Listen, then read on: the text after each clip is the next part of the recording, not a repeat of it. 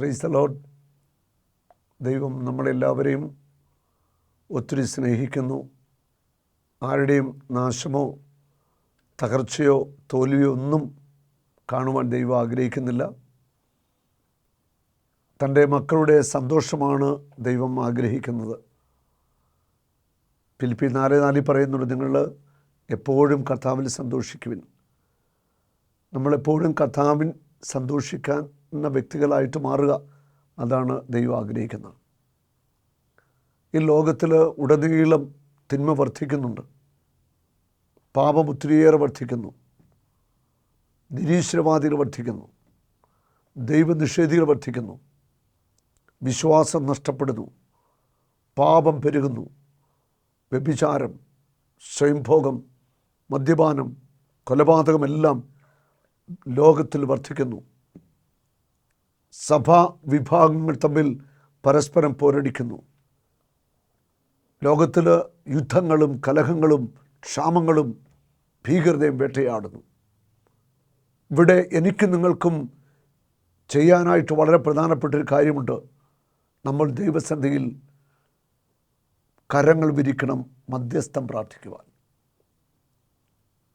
ഉൽപ്പത്തി പുസ്തകത്തിൽ 19-ാം അധ്യായത്തിൽ നിന്ന് വായിക്കുന്നുണ്ട്, സോദോം ഗൊമോറ ദേശത്തെക്കുറിച്ച് പറയുകയാണ്. ആ ദേശം മുഴുവൻ പാപത്തിലേക്ക് പോവുകയാണ്. സ്വർഗഭോഗികളും വ്യഭിചാരികളെയും കൊണ്ട് സോദോം ഗൊമോറ നിറഞ്ഞു. ദൈവമായ കർത്താവ് ഒരു തീരുമാനമെടുക്കുകയാണ്, സോദോം ഗൊമോറയെ നശിപ്പിക്കുവാനായിട്ട്. പാപം പെരുകി. സോദോം ഗൊമോറയുടെ അകൃത്യം വലുതാണ്.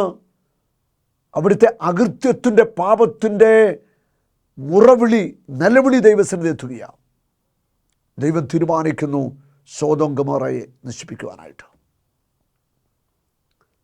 ആ ദൈവത്തിൻ്റെ മുമ്പിൽ നീതിമാനായ ഒരു വ്യക്തിയുണ്ട്, അബ്രഹാം. അബ്രാഹത്തിൻ്റെ പ്രിയ ഭാര്യ സാറ, അവർക്ക് ദൈവം ദാനമായി നൽകിയ ഇസ്ഹാക്ക്. അബ്രഹാം ദൈവത്തിൻ്റെ കൽപ്പനകളും വചനങ്ങളും ഒക്കെ അനുസരിച്ച് വളരെ നല്ല രീതിയിൽ ജീവിക്കുകയാണ്. ദൈവത്തിൻ്റെ വലിയ ഇടപെടലുകൾ അബ്രഹാമിൻ്റെ ജീവിതത്തിൽ അനുദിനമുണ്ടാവുകയാണ്. മക്കൾക്ക് വേണ്ടി കാത്തിരുന്നു. ദൈവം പറയുന്നുണ്ട്, അടുത്ത വസന്തത്തിൽ ഞാൻ വരുമ്പോൾ നിനക്കൊരു പുത്രനുണ്ടായിരിക്കും. അത്രമാത്രം ദൈവം അബ്രാഹത്തെ സ്നേഹിച്ചു, സാറായെ സ്നേഹിച്ചു, മക്കളെ കൊടുത്തു. അബ്രാഹാം പിതാവിലൂടെ മനുഷ്യവംശം മുഴുവൻ അനുഗ്രഹത്തിലേക്ക് വരികയാണ്. അപ്പം ദൈവത്തിന് ഈ ഭൂമിയെ നശിപ്പിക്കണമെന്നോ മനുഷ്യനെ നശിപ്പിക്കണമെന്നുള്ള ഒരു പദ്ധതി ഇല്ല. പക്ഷെ മനുഷ്യൻ്റെ അകൃത്യങ്ങളും തിന്മകളും പെരുകി.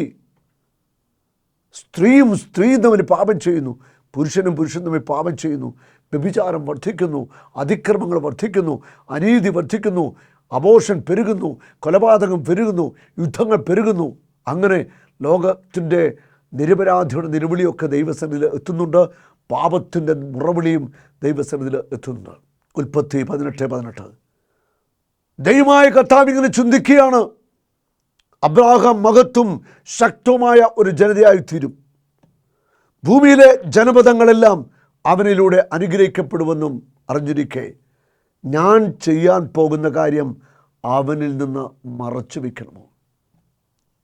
ഇവിടെ ദൈവം ചിന്തിക്കുക, ഞാൻ ചെയ്യാൻ പോകുന്ന കാര്യം അവനിൽ നിന്ന് മറച്ചു വയ്ക്കണമോ? എന്താണ് ദൈവം പ്ലാനിട്ടത്? സോദോം ഗൊമോറയെ നശിപ്പിക്കുവാനാണ്, അഗ്നിയിറക്കി നശിപ്പിക്കാൻ ദൈവം പ്ലാനിട്ടു. അത്രമാത്രം തിന്മയാണ് അവിടെ. അത് ദൈവം തന്നെ ചിന്തിക്കുക, ഇത് എൻ്റെ പ്രിയപ്പെട്ട മകനായ അബ്രാഹത്തിൽ നിന്ന് ഞാൻ മറച്ചു വയ്ക്കണോ? ഞാൻ അവനെ തിരഞ്ഞെടുത്തിരിക്കുന്നത് നീതിയും ന്യായവും പ്രവർത്തിച്ച് കർത്താവിൻ്റെ വഴിയിലൂടെ നടക്കാൻ തൻ്റെ മക്കളോടും പിൻതലമുറക്കാരോടും അവൻ കൽപ്പിക്കുന്നതിനും അങ്ങനെ കർത്താവ് അവനുടെ ഇത് വാഗ്ദാനം പൂർത്തിയാക്കുന്നതിനും വേണ്ടിയാണ്. അവിടെ ദൈവം ചിന്തിക്കുകയാണ്, ഞാൻ ചെയ്യാൻ പോകുന്ന കാര്യം അബ്രാഹാമിൽ നിന്ന് മറച്ചു വയ്ക്കണമോ? മറച്ചു വയ്ക്കാൻ ദൈവം തീരുമാനിക്കുന്നില്ല. ദൈവം അത് അബ്രാഹാമിനോട് പറയാൻ പോവുക, അബ്രാഹാമിനോട് വെളിപ്പെടുത്താൻ പോവുകയാണ്. ഉൽപ്പത്തി 18:22 പറയുന്നു, അവർ അവിടെ നിന്ന് സോദോമിന് നേരെ നടന്നു. അബ്രാഹാം അപ്പോഴും കർത്താവിൻ്റെ മുൻപിൽ തന്നെ നിന്നു. അബ്രാഹാം കർത്താവിൻ്റെ മുമ്പിൽ തന്നെ നിന്നു.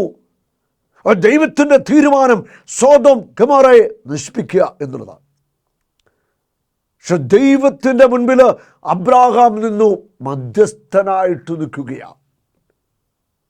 നമ്മളെ ഓരോരുത്തരെയും ദൈവം മധ്യസ്ഥരാകുവാനായിട്ട് വിളിക്കുകയാണ്. ദൈവത്തിൻ്റെ മുൻപിൽ പാപം പെരുകുന്ന ഈ ലോകത്തിൽ ദൈവത്തിൻ്റെ ശിക്ഷ കടന്നു വരാതിരിക്കാൻ വേണ്ടി, ദൈവ കരുണ ഒഴുകാൻ വേണ്ടി, നമ്മൾ ദൈവത്തിൻ്റെ മുമ്പിൽ നിൽക്കാൻ വേണ്ടി നമ്മളെ ഓരോരുത്തരെയും കർത്താവ് വിളിക്കുകയാണ്. ഉൽപ്പത്തി 18:23-24 അബ്രാഹാം അവിടുത്തെ സമീപിച്ച് ചോദിച്ചു, ദുഷ്ടന്മാരോടൊപ്പം നീതിമാന്മാരെയും അങ്ങ് നശിപ്പിക്കുമോ? ഒരിക്കലും അങ്ങനെ ദൈവം ചെയ്യത്തില്ല. നഗരത്തിൽ 50 നീതിമാന്മാരുണ്ടെങ്കിൽ അങ്ങ് അതിനെ നശിപ്പിച്ചു കളയുമോ? അവരെ പ്രതി ആ സ്ഥലത്തെ ശിക്ഷയിൽ നിന്ന് ഒഴിവാക്കില്ലേ? ഹല്ലേലൂയ. ദൈവമായ കർത്താവ് പറയുകയാണ്, നീതിമാന്മാരുണ്ടെങ്കിൽ അവരെ കണ്ടെത്തുന്ന പക്ഷം ഞാൻ ആ സ്ഥലത്തോട് ക്ഷമിക്കും. നീതിമാന്മാരെ ഞാൻ കണ്ടെത്തുകയാണെങ്കിൽ ആ നാടിനോട് ഞാൻ ക്ഷമിക്കും, ഞാൻ ശിക്ഷ പിൻവലിക്കും, ശിക്ഷിക്കത്തില്ല. ക്ഷമിക്കുമെന്നാണ് പറഞ്ഞു. ഞാൻ ആ സ്ഥലത്തോട് മുഴുവൻ ക്ഷമിക്കും. 18:26 50 നീതിമാന്മാരെ കണ്ടാൽ മതി. പക്ഷെ 50 നീതിമാന്മാരെ ആ ദേശത്തെ കണ്ടെത്തുവാനായിട്ട് കഴിഞ്ഞില്ലെന്നുള്ളതാണ്. ദൈവം ആഗ്രഹിക്കുന്നത് ഈ ലോകത്തിൽ നീതിമാന്മാർ വേണം.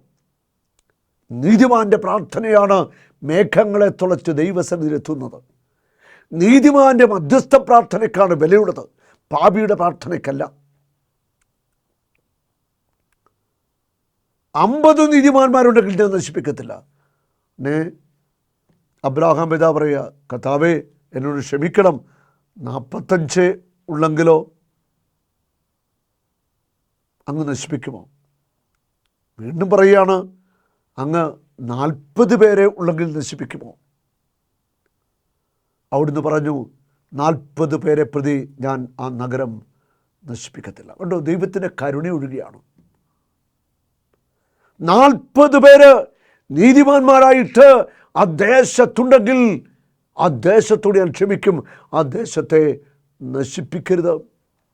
കർത്താവേ എന്നോട് ക്ഷമിക്കണം, എന്നോട് കോപിക്കരുത്. 30 പേരെ ഉള്ളെങ്കിലോ? കർത്താവ് പറയാ, ഞാൻ ക്ഷമിക്കും. 30 പേരെ ഉള്ളെങ്കിൽ ഞാൻ ആ ദേശത്തെ നശിപ്പിക്കത്തില്ല. വീണ്ടും അബ്രാഹാം പിതാവ് വളരെ എളിമയോടെ പറയുക, കർത്താവേ ഞാനും കൂടി സംസാരിക്കാൻ തുനിഞ്ഞല്ലോ, 20 പേരെ ഉള്ളെങ്കിലോ? ഇവിടെ ദൈവത്തിൻ്റെ അനന്ത കരുണ ഒഴുകുക. നമുക്കറിയാം വിശുദ്ധ ബൈബിൾ എന്താ പഠിപ്പിക്കുന്നത്? ദൈവം സ്നേഹമാണ്. ദൈവം സ്നേഹമാണ്. 1 യോഹന്നാൻ 4:8 പറയുന്നു, ദൈവം സ്നേഹമാണ്, സ്നേഹത്തിൽ വസിക്കുന്നവൻ ദൈവത്തിലും ദൈവം അവനിലും വസിക്കുന്നു. സ്നേഹം തന്നെയായ ദൈവം പറയുകയാണ്, 20 പേരെ ഉള്ളെങ്കിൽ ഞാൻ ആ നഗരത്തെ നശിപ്പിക്കത്തില്ല. ദൈവത്തിൻ്റെ അനന്ത കരുണ, അനന്ത സ്നേഹം, അസ്തമിക്കാത്ത സ്നേഹം, അവസാനിക്കാത്ത സ്നേഹത്തിൻ്റെ പ്രവാഹം അവിടെ ഉണ്ടാകും. നോക്കിയ പിതാവായ ദൈവത്തിൻ്റെ ആ ഹൃദയമാണ് ഇവിടെ നമുക്ക് വെളിപ്പെടുന്നത്. ആ ഹൃദയത്തിൻ്റെ സ്നേഹമാണ്. സൊദോം ഗൊമോറ മുഴുവൻ മ്ലേച്ഛതയുടെ പാപത്തിൻ്റെ ജഡികതയുടെ ചെളിക്കുണ്ടി കിടക്കുമ്പോൾ ദൈവം തീരുമാനിക്കുക, തീർക്കാൻ പോവുക, നശിപ്പിക്കാൻ പോവുക. അബ്രാഹാം ഇടയ്ക്ക് നിന്നു, കർത്താവേ കരുണയായിരിക്കണം. ദൈവം പറയുക, 20 പേരെ ഉള്ളെങ്കിലും ഞാൻ ആ നഗരത്തെ നശിപ്പിക്കത്തില്ല. അവിടുത്തെ ജനത്തോട് ഞാൻ കരുണ കാണിക്കും.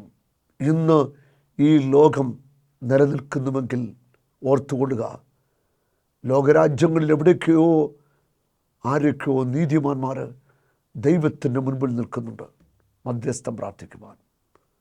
എത്രയോ ദേശങ്ങളിൽ ദിവ്യകാരുണ്യ ആരാധനകൾ നടന്നുകൊണ്ടിരിക്കുന്നു. മിണ്ടാമഠങ്ങൾ 24 മണിക്കൂർ 24 hours അഡോറേഷൻ നടക്കുക.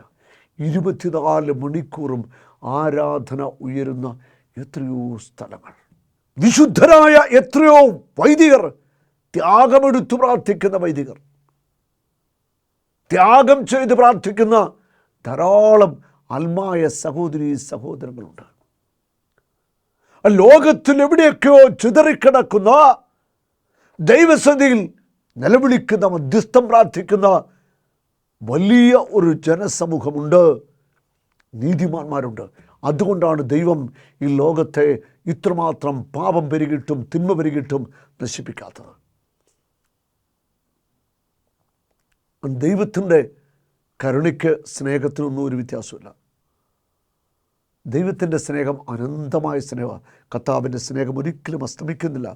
അവിടുത്തെ കാരുണ്യം ഓരോ പ്രഭാതത്തിലും പുതിയതാണ്. ഒരു നാളും നീ അനാഥനല്ല, ഒരു നാളും നീ അന്യനല്ല, ഒരു നാളും നീ അനാഥനല്ല.